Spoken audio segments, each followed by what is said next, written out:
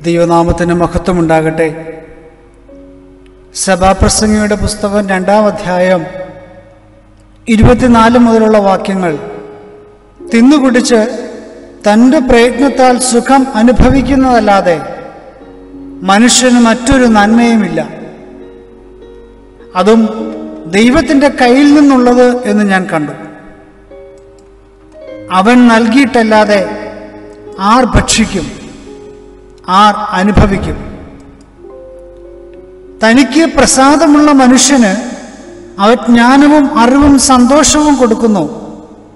പാപിക്കോ ദൈവം തനിക്ക് പ്രസാദമുള്ളവന് അനുഭവമാകുവാൻ തക്കവണ്ണം ധനം സമ്പാദിക്കുകയും സ്വരൂപിക്കുകയും ചെയ്യുവാനുള്ള കഷ്ടപ്പാട് കൊടുക്കുന്നു.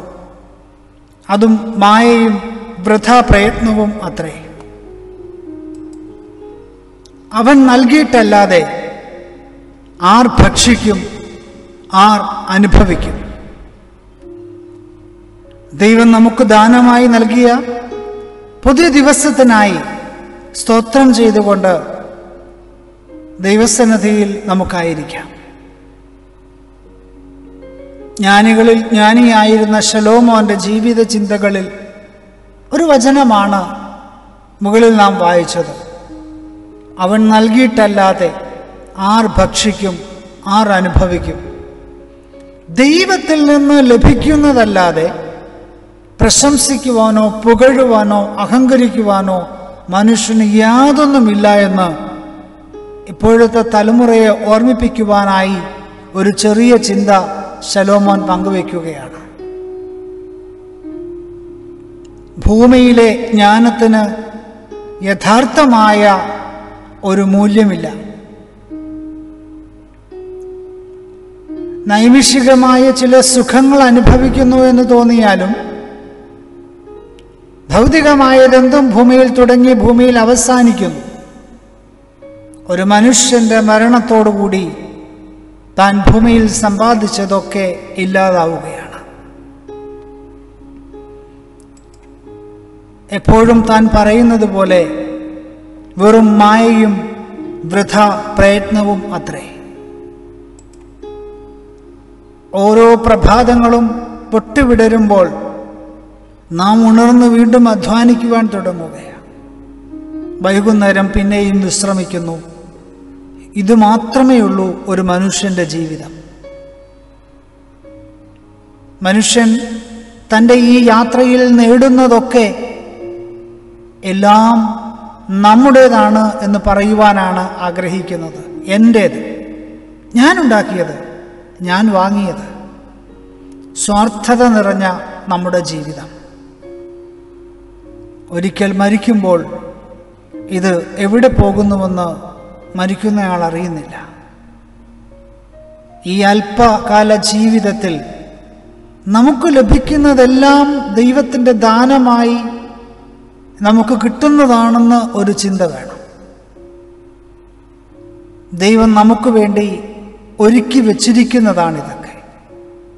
കരയുന്ന കാക്ക കുഞ്ഞുങ്ങൾക്ക് അതിൻ്റെ ഭക്ഷണം കൊടുക്കുന്ന ആ ദൈവം നമുക്ക് വേണ്ടുന്നത് നമ്മുടെ ജീവിതയാത്രയിൽ തന്നു. അത്രമാത്രം കരുതിയാൽ മതി. അധ്വാനിക്കുവാൻ ദൈവം നമുക്ക് ആരോഗ്യവും ബലവും തന്നു. പിന്നെ എന്തിനാണ് നാം കൂടുതൽ ചിന്തിക്കുന്നത്?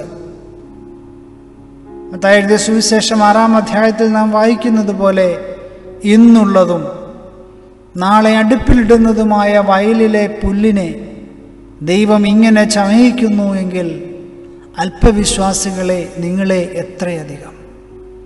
ആകയാൽ നാം എന്തു തിന്നും, എന്തു കുടിക്കുമെന്ന്, എന്തൊടുക്കുമെന്നിങ്ങനെ വിചാരപ്പെടരുത്. മുമ്പേ അവൻ്റെ രാജ്യവും നീതിയും അന്വേഷിപ്പിൻ, അതോടുകൂടെ ഇതൊക്കെ നിങ്ങൾക്ക് കിട്ടും. അതുകൊണ്ട് നാളേക്കായി വിചാരപ്പെടരുത്. നാളത്തെ ദിവസം തനിക്കായി വിചാരപ്പെടുമല്ലോ. അതതു ദിവസത്തിന് അന്നന്നത്തെ ദോഷം മതി.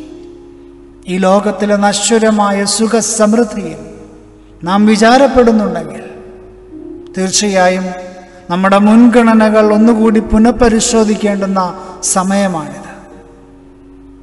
വചനം നമ്മെ ഓർമ്മപ്പെടുത്തുന്നത് പോലെ നമ്മുടെ നിക്ഷേപമുള്ളിടത്ത് നമ്മുടെ ഹൃദയവും ഇരിക്കും. അതുകൊണ്ട് നമ്മുടെ നിക്ഷേപം സ്വർഗത്തിലായിരിക്കട്ടെ. ഉയരത്തിലുള്ളത് ചിന്തിക്കുവാൻ ദൈവം നമ്മെ ഒരുക്കട്ടെ എന്ന് ഈ പ്രഭാതത്തിൽ നമുക്ക് പ്രാർത്ഥിക്കാം. നമുക്കാവശ്യമുള്ളതൊക്കെ ദൈവം തന്നു. ഇതൊന്നും ലഭിക്കാത്ത ഒരു സമൂഹം, ഒരു കൂട്ടരുണ്ട് ഇവിടെ. എത്രയോ ലക്ഷങ്ങൾ ഭക്ഷണമില്ലാതെ പട്ടിണിയാൽ മരിക്കുമ്പോൾ ദൈവം നമുക്ക് ഭക്ഷണം തന്നതിന്, കിടപ്പാടം തന്നതിന്, വസ്ത്രം തന്നതിന്, ജോലി തന്നതിന് എല്ലാം നന്ദി പറയണം. ഓരോ പ്രഭാതങ്ങളും അതിനുള്ളതായിരിക്കണം.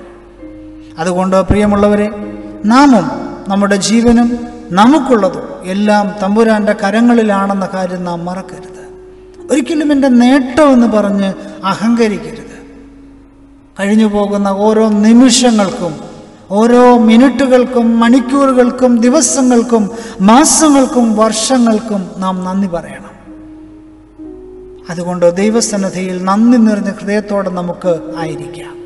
തമ്പുരാൻ തരുന്നത് വാങ്ങി അനുഭവിക്കുവാൻ, സന്തോഷത്തോടെ ജീവിക്കുവാൻ ദൈവം നമ്മെ എല്ലാവരെയും സഹായിക്കട്ടെ എന്ന് ആത്മാർത്ഥമായി പ്രാർത്ഥിക്കുന്നു. ആമേൻ.